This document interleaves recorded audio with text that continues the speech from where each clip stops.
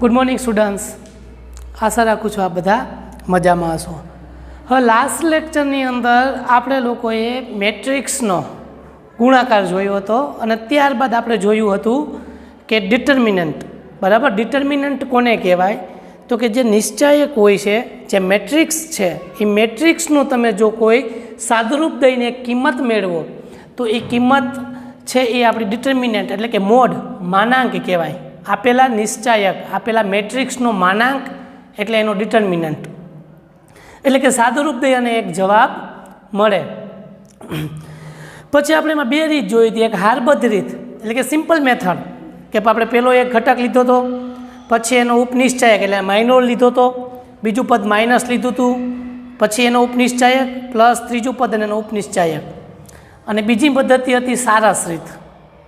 સારસની રીતથી દાખલો સોલ્વ કર્યો હતો, જેની અંદર આપણે આપેલો જે નિશ્ચાયક હતો, આપણે જે મેટ્રિક્સ હતો, જે ડિટર્મિનન્ટ, એ ડિટર્મિનન્ટને આપણે સુવ્યવસ્થિત રીતના લખ્યું હતું. પછી એની પહેલી બે કોલમને રિપીટ કરી હતી અને 3 ગુણાકારનો સરવાળો લઈ માઇનસ કરી અને બાકીના 3નો ગુણાકારનો સરવાળો કર્યો હતો. એટલે આવી રીતના આપણે લાસ્ટ લેક્ચરની અંદર જોયું હતું. હવે આજે આપણે બહુ જ ઇમ્પોર્ટન્ટ, દરેક લેક્ચરમાં સાહેબ તમે એમ જ કહેતા હોય ઇમ્પોર્ટન્ટ, આજે થોડુંક વધારે ઇમ્પોર્ટન્ટ છે. ક્યાંથી આવી ગયા છોકરાઓ? જો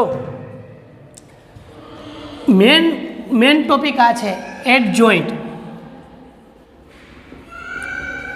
adjoint of matrix. Adjoint of matrix. 1 minute.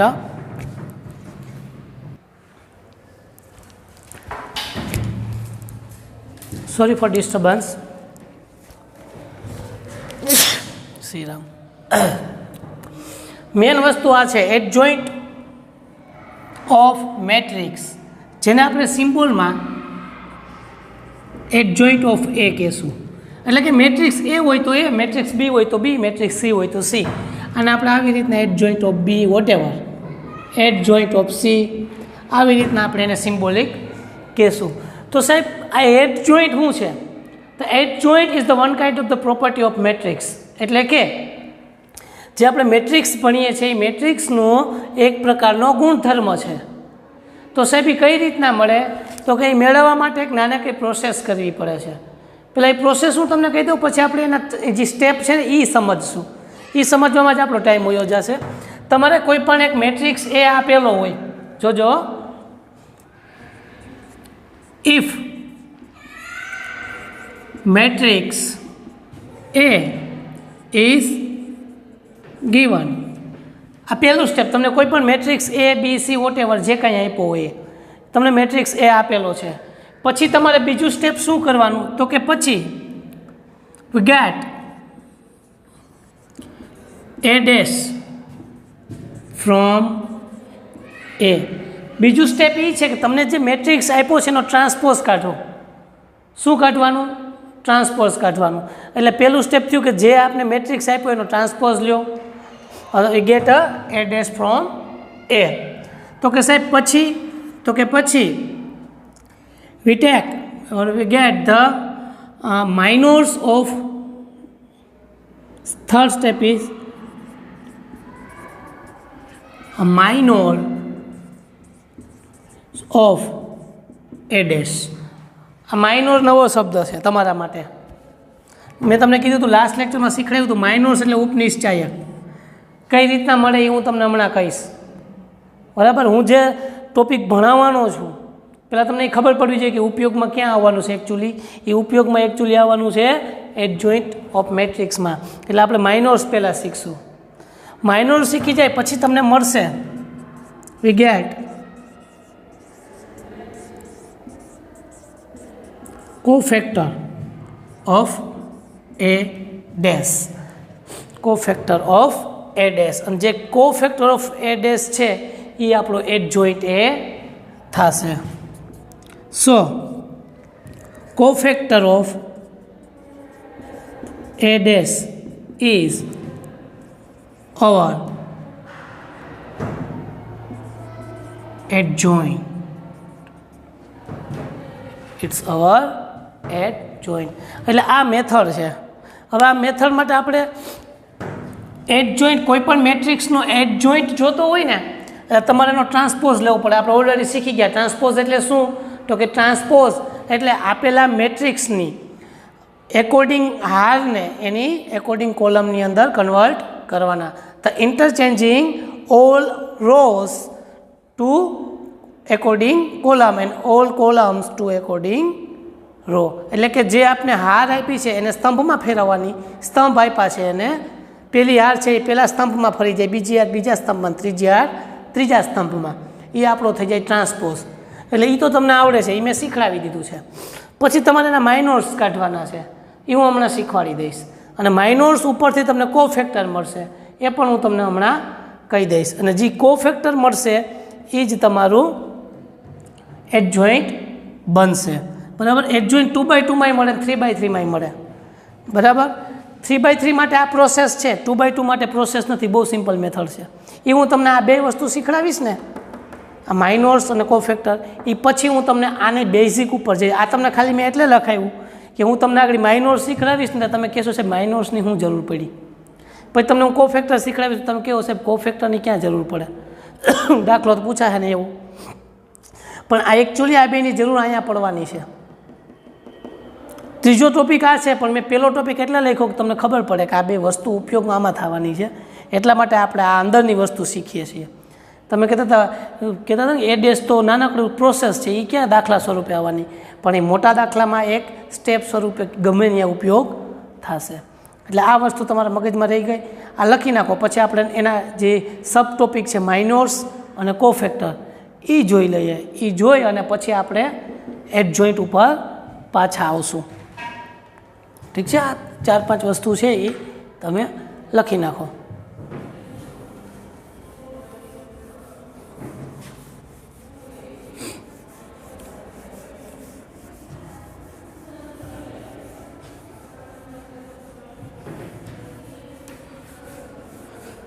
એટલે હવે આપણે પહેલાં માઇનોર્સ જોઈએ કે માઇનોર શું છે. માઇનોરને ગુજરાતીમાં ઉપનિશ્ચાયક કહેવાય.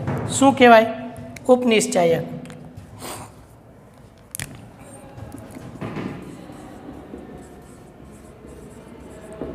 મોસ્ટ ઓફ આપણે સ્ક્વેર મેટ્રિક્સની અંદર જ માઇનોર્સ મળશે. ક્યાં મળશે? સ્ક્વેર મેટ્રિક્સની અંદર. એટલે અહીંયા આપણે સ્ટાર્ટિંગ કરીએ માઇનોર્સની અંદર કે if A is equal to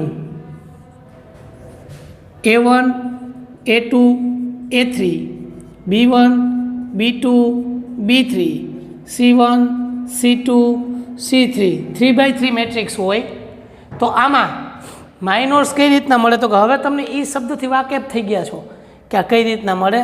જે આપણે હમણાં જે ડિટર્મિનન્ટ ફાઇન્ડ કરતા ને એ ડિટર્મિનન્ટની અંદર જ આપણા માઇનોર્સ આવી જતા. જે ડિટર્મિનન્ટ આપણે ગોતતા એ જે મળતું એ જ આપણા માઇનોર્સ થતા. કઈ રીતના? તો કે મારે માઇનોર ઓફ એ જોતું હોય, સોરી શરદી થઈ ગઈ છે, સારું છે તમે રૂબરૂ નથી. માઇનોર ઓફ A1, આ જે A1 છે, લેક્ચર લેવાય તો સારું. આજ A1 છે, A1ના માઇનોર શું મળે? તો કે માઇનોર એક પ્રકારનો નંબર જ છે. માઇનોર એ પણ એક પ્રકારનો નંબર છે જે પ્રક્રિયા દ્વારા મળશે. કઈ? તો કે તમારે A1નો માઇનોર જોતો હોય તો A1 વાળી રો અને કોલમ હાઈડ કરો. યાદ આવ્યું? આપણે ગયા લેક્ચરમાં, ગઈકાલના લેક્ચરમાં શીખાતા. A1 વાળી રો અને કોલમ હાઈડ કરો તો તમને એક સબ મેટ્રિક્સ દેખાશે 2x2નો. એટલે તમને બરાબર શું મળ્યું? તો કે B2 C2 B3 C3 મળ્યું. એટલે તમારું જે માઇનોર છે ને એ એકચ્યુઅલીમાં તમને સબ ડિટર્મિનન્ટ ફોર્મમાં મળશે. કયા ફોર્મમાં મળશે? ડિટર્મિનન્ટ ફોર્મમાં. એટલે અહીંયા તમે આવાનું સાદુરૂપ દેતા શીખી ગયા છો ગઈકાલે. આ બેનો ગુણાકાર A2 C3 minus C2 B3, એ તમારો જે જવાબ આવશે અહીંયા એ તમારો માઇનોર થશે A1નો. વાત ઉતરસ મગજમાં? એવી જ રીતના માઇનોર ઓફ A2 અથવા તો B1 આપણે આવી રીતના આડું શીખીએ એટલે તમને હેલું પડે. B1 તો B1 માટે શીખી ગયા આપણે. આવી રીતના તમે B1 વાળી રો અને કોલમને હાઈડ કરો એટલે તમારી પાસે 4 એલિમેન્ટ આવે. A2 C2 A3 C3 A2 C2 A3 C3 એનું સાદું રૂપ આપો એટલે તમને મળે A2 C3 minus A3 C2 minor of C1 તમે મેળવો એટલે C1 વાળી રો અને કોલમ હાઈડ કરી દેવાની એટલે તમને મળશે A2 B2 A3 B3 સાદુરૂપ દો આ બેનો ગુણાકાર A2 B3 minus A3 B2 ઓમાં આપણે જે ડિટર્મિનન્ટ ફાઇન્ડ કરતા એમાં આપણે 3 જ હિસાબ કરતા કે પહેલું પદ ગુણ્યા એનો ઉપનિશ્ચાયક એટલે કે એના માઇનોર માઇનસ બીજું પદ મલ્ટીપ્લાય અને ગુણ્યા એનો માઇનોર પ્લસ ત્રીજું પદ ગુણ્યા એનો માઇનોર. પણ અહીંયા આપણે બધાના ફાઇન્ડ કરવાના છે.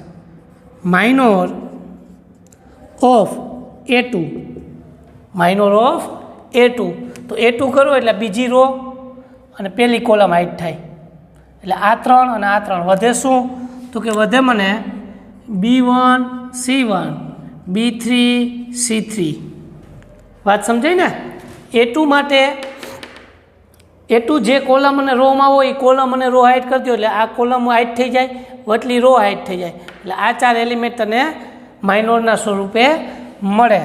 એનું સાદું રૂપ દઈ દઈએ B1 C3 minus B3 C1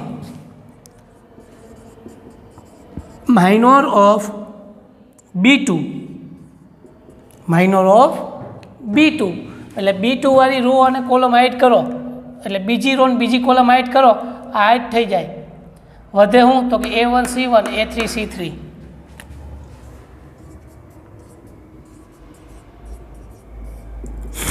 ગુણાકાર કરો A1 C3 minus A3 C1 પછી તો કે માઇનોર ઓફ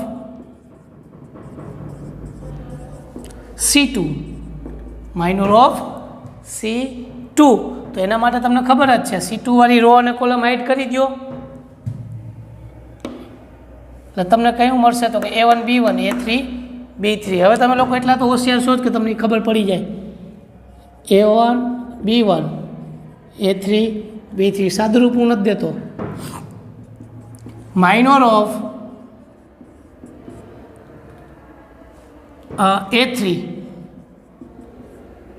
A3 વાળી કોલમ અને રો હાઈડ કરો પહેલી ને છેલ્લી આમ એટલે ઉપરનો ભાગ મળે B1 B2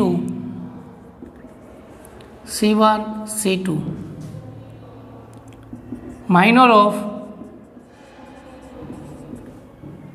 B3 લખી નાખો માઇનોર ઓફ C3 લખી જ દઉં લાવો ને A1 A2 C1 C2 minor of C3 A1 B1 A2 B2 આનું સાદુરૂપ દેવાનું આ રીતના. આ બધી જ તમને કાંઈક ને કાંઈક વેલ્યુ મળશે કે નહીં. હવે હું તમને એ કહી દઉં ધારો કે તમને આનો જવાબ આનું સાદુરૂપ દીધું એટલે તમને અહીંયા કેપિટલ A1 કંઈક વેલ્યુ મળી અહીંયા તમને કેપિટલ B1 મળી અહીંયા તમને કેપિટલ C1 મળી અહીંયા તમને કેપિટલ A2 મળ્યો અહીંયા તમને કેપિટલ B2 મળ્યો અહીંયા તમે સાદુરૂપ આપ્યું ઘટતું નથી ને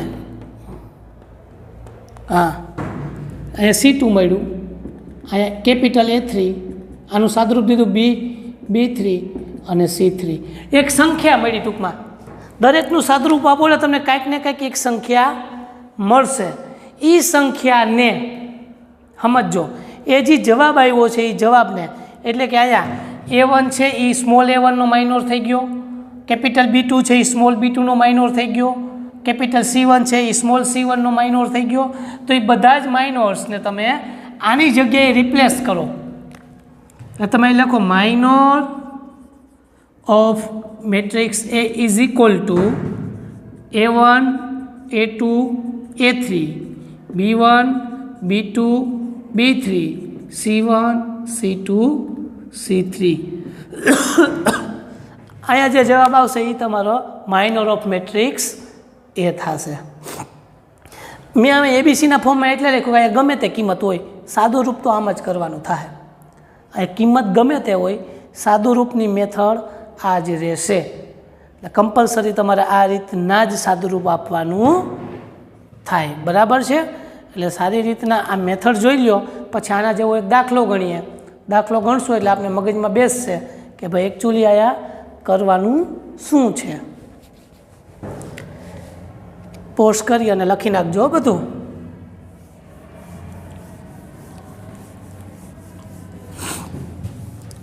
બાકી કંઈ મોટી વાત નથી.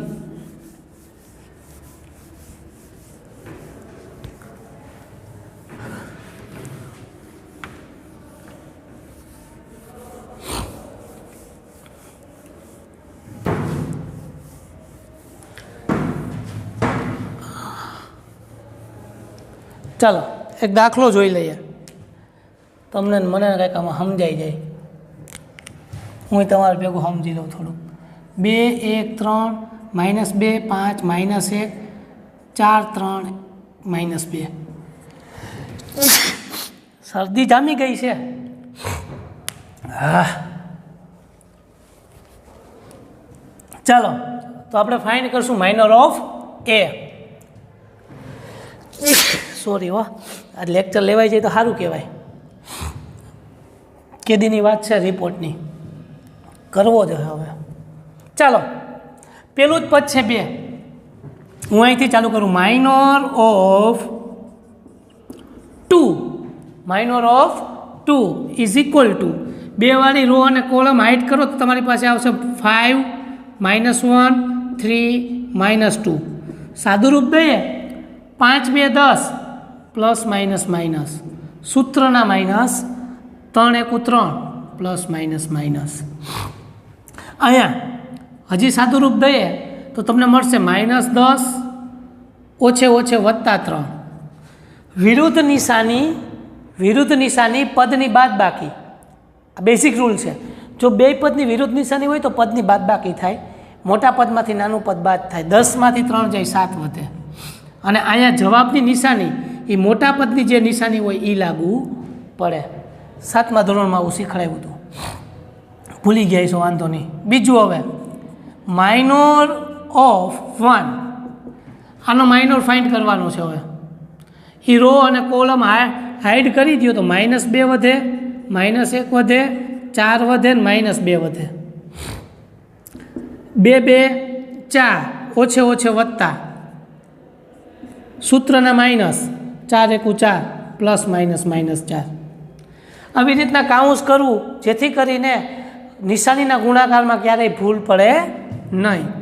4 ઓછે ઓછે વત્તા 4 8 જવાબ આવ્યો. માઇનોર ઓફ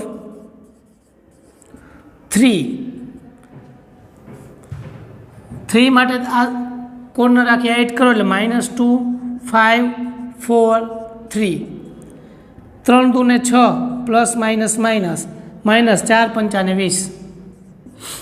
એટલે અહીંયા થઈ ગયું -6 -20 સમાન નિશાની સરવાળો -26. Minor of -2. હવે -2 નો માઇનસ કાઢીએ એટલે આ રો આ કોલમ અને આ રો હાઇડ કરી દો. 1 3 3 -2 1 3 3 -2 2 1 2 પર પ્લસ માઇનસ માઇનસ -3 તેરી 9 -2 -9 બરાબર -11. Minor of 5. 5ની રો અને કોલમ હાઇડ કરો એટલે 2 3 4 -2 2 2 4 પર -4 સૂત્રના માઇનસ 4 તેરી ને 12 -4 -12 બરાબર -16. સમાન નિશાની પદનો સરવાળો મોટા પદની નિશાની. Minor of -1. -1 માટે આ રો અને આ કોલમ હાઈડ કરો તો 2 1 4 3 એટલે તમને અહીંયા મળશે 3 2 ને 6 સૂત્રના માઇનસ 4 1 4 2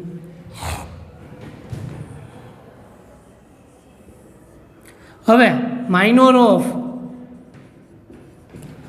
અહીંયા છેલ્લા આવશે 4 minor of 4 is equal two આ રો અને આ કોલમ હાઈડ કરો એટલે 1 3 5 માઇનસ 1 સાદુરૂપ જો 1 1 1 પણ માઇનસ 1 સૂત્રના માઇનસ 5 તેરી 15 -1 -15 બરાબર -16 માઇનોર ઓફ 3 માઇનોર ઓફ 3 આ રો અને આ કોલમ હાઈડ કરો એટલે તમને મળે 2 - 2 3 - 1 2 1 2 પણ -2 સૂત્રના માઇનસ 3 2 6 પણ -6 અહીંયા -2 ઓછે ઓછે વત્તા 6 6 માંથી 2 જાય તો 4 અને હવે છેલ્લું માઇનોર ઓફ -2 છેલ્લું પદ એટલે આ રો અને આ કોલમ હાઈડ કરો એટલે 2 1 -2 5 દાખલો થોડોક લેન્ધી થશે પણ અઘરું કાંઈ નથી સંયમ રાખજો બરાબર 7 માર્કનો પૂછાશે એટલે કારણ કે મફતના 7 માર્ક તો જીટીયુ વાળા કોઈ દી આપે નહીં કોઈને થોડીક સંયમ રાખવાની અઘરું કાંઈ નથી 5 2 ને 10 સૂત્રના માઇનસ 2 1 -2 10 ઓછે ઓછે વત્તા 2 એટલે કે 12 હવે 9 એલિમેન્ટના માઇનોર્સ આપણે મળી ગયા છે મળી ગયા ને એટલે આપણે અહીં લખશું માઇનોર ઓફ એ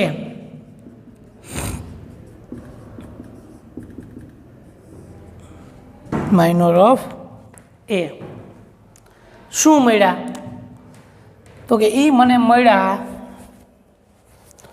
પેલું શું મળ્યું 2 નો હું મળ્યો -7 તો 2 ની જગ્યાએ -7 1 ની જગ્યાએ 8 3 ની જગ્યાએ 26 પણ માઇનસ -2 ની જગ્યાએ આવશે -11 -16 અને 2 -16 4 અને 12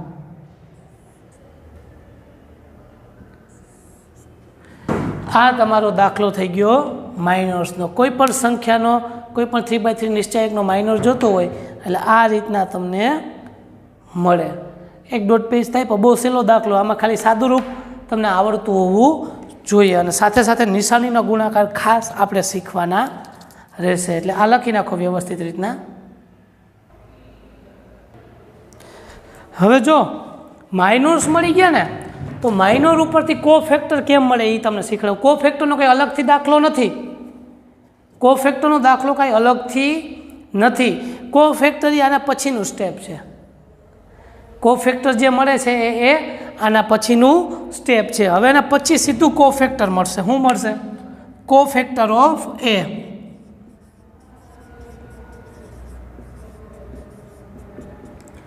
સાહેબ એ તો હાવ હેલું દાખલો તો ગણવો નહીં આમાં આવી જાય તો એટલે તમારે કોફેક્ટર ગોતવો હશે ને કોફેક્ટર એટલે તમારે કમ્પલસરી માઇનોર ફાઇન્ડ કરવા પડે તમે માઇનોર ફાઇન્ડ કરો તો જ તમને કોફેક્ટર મળે કારણ કે cofactor is depend on the minor હવે જોજો તમે શું કરવાનું છે એ જોવો તમને જે માઇનોર મળ્યા છે એને તમારે ખાલી નિશાની ગુણી નાખો ને એક આનુષંગિક નિશાની ગુણો એટલે તમને કોફેક્ટર મળી જાય નિશાની કેવી તો કે આવી જોજો સ્ટાર્ટિંગ અહીંથી કરવાનું પહેલા પદને પ્લસ ગુણવાનું minus plus minus plus minus plus minus plus ટૂંકમાં જે માઇનોર મળેલા છે એને તમે શરૂઆત પ્લસથી સ્ટાર્ટ કરી અને આ સિક્વન્સમાં અથવા તો ઊભી સિક્વન્સમાં ગમે હાલે plus minus plus minus plus minus plus minus plus અથવા આડી સિક્વન્સમાં રોમાં plus minus plus minus plus minus plus minus plus આવી રીતના નિશાની ગુણી દેવાની છે નિશાની ગુણો એટલે તમને ખબર જ છે તમે જે કોઈ જગ્યાએ પ્લસ ગુણો તો કાંઈ ફેર પડે નહીં. પણ જ્યાં જ્યાં ઋણ નિશાની, જ્યાં માઇનસ સાઇન ગુણાય છે ત્યાં જ્યાં માઇનસ સાઇન ગુણાય છે ત્યાં આપેલા પદની નિશાની બદલી જાય, હંમેશા યાદ રાખજો. એટલે હવે માઇનસ ક્યાં ક્યાં ગુણાય છે તો તમારે એને ગોખી લેવાનું છે કે ડાયમંડ શેપના જ્યાં કોર્નર આવે છે ને ત્યાં ગુણાય છે. ડાયમંડ શેપ એટલે કેવો ખબર? જો એક 8, 11, 4 અને 2, જો આ ડાયમંડ શેપ બન્યો. એટલે તમારે શું કરવાનું ખબર? હરેક દાખલામાં નિશાની નથી ગુણવાની, હરેક દાખલાની અંદર નિશાનીનો ગુણાકાર નથી કરવાનો. તમારે શું કરવાનું?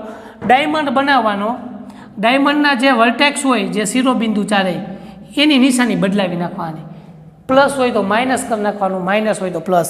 બાકીના એકયની નિશાનીની કાંઈ હળીફિકેશન કરવાનું નહીં, એને હળી જ નહીં કરવાની. જે ડાયમંડ બને છે ચારે ચાર એની જ નિશાની બદલશે, કારણ કે એ 4 જગ્યાએ જ ઋણ નિશાની ગુણાશે.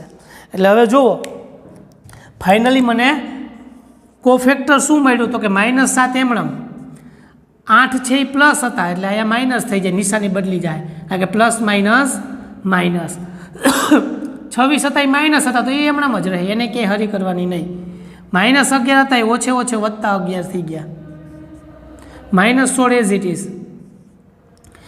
આ જે +2 હતા એ માઇનસ થઈ ગયા, -16 એમણામ.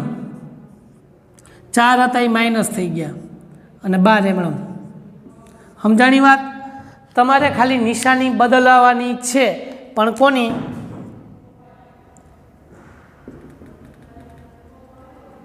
આની. આ જે 4 જગ્યાએ જ્યાં શિરોબિંદુ ભેગા થઈ છે ને એની નિશાની બદલવાની છે, બાકી ક્યાંય કોઈ જગ્યાએ હળી કરવાની નથી. આ તમારું મળી જાય તમને ડાયરેક્ટલી કોફેક્ટર, એમાં કાંઈ મોટી વાત નથી. માઇનોર આવડે એટલે કોફેક્ટર તમને ડાયરેક્ટલી આવડી જાય. સમજાણું? એટલે આવી રીતના દાખલો આખો આપણો કોફેક્ટરનો પૂરો થાય છે. માઇનરની અંદર જ આપણે કોફેક્ટર લખશો, એટલે માઇનર્સ એને સ્ટાર્ટિંગમાં તમે લખશો એન્ડ કોફેક્ટર, માઇનોર એન્ડ કોફેક્ટર્સ. આ રીતના આપણે માઇનોર પણ મળે અને કોફેક્ટર પણ મળે છે. બરાબર છે? આખો દાખલો વ્યવસ્થિત તમે તમારી રીતના લખી નાખો. પણ આ વસ્તુ સ્ક્વેર મેટ્રિક્સની અંદર જ પોસિબલ થાય છે. બરાબર? બધી જગ્યાએ એવું પોસિબલ થતું નથી. ચલો એક દાખલો હજી એક ગણી લઈએ. Find the cofactors. એટલે તમને પ્રેક્ટિસ થઈ જાય ને આના જેવા દાખલા પછી હું તમને હોમવર્કમાં આપી શકું. એટલે પહેલાં જ આપણે સ્ટાર્ટિંગ કરી દેવાની અહીંથી કે ભાઈ માઇનોર ઓફ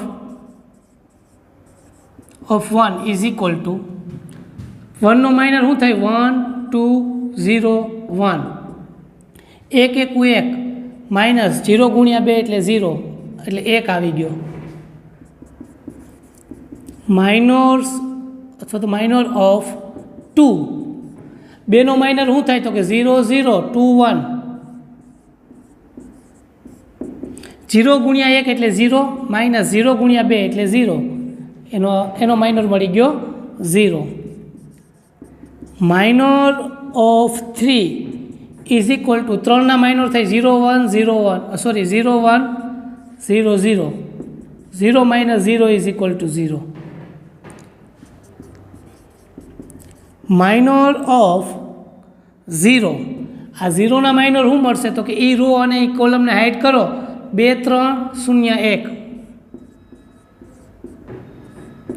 2 1 2 માઇનસ 0 ગુણ્યા 3 એટલે 0 થઈ જાય એટલે 2. પછી માઇનોર ઓફ 1, આ 1 માટે 1 3 0 1. 1 1 1 માઇનસ 0 એટલે 1 આવી જાય. Minor of 2 is equal two આ રો અને કોલમ હાઇડ કરો 1 2 0 0. 1 ગુણ્યા 0 એટલે 0 માઇનસ 0 ગુણ્યા 2 એટલે 0. Minor of 0 is equal two આ 0ને તમે રો અને કોલમ હાઇડ કરો તો 2 3 1 2 2 2 4 માઇનસ 3 1 3 એટલે 1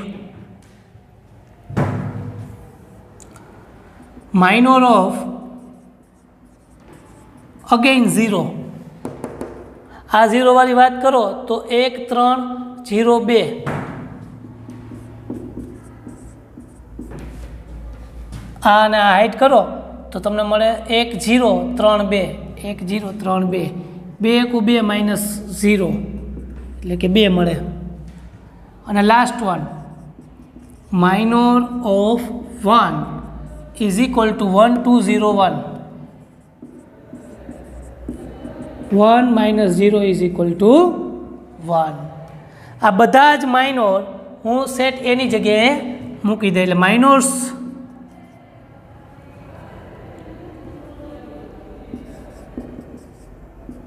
minors is equal to 1 0 0 1 0 0 2 1 0 2 1 0 અને 1 2 1 1 2 1 હવે અહીંયા આપણે નિશાની ગુણવાની છે એટલે કે કોફેક્ટર્સ ઇઝ ઇક્વલ ટુ અહીંયા આપણે આવી રીતના ડાયમંડ શેપ લઈ આવવાનો એટલે 1 0 હોય તો માઇનસ ગુણો તો કાંઈ ન ફેર પડે -2 1 0 1 -2 1 આ રીતના આપણે કોફેક્ટર મળશે ઠીક છે લખી નાખો તમે વ્યવસ્થિત રીતના તમારી બુકની અંદર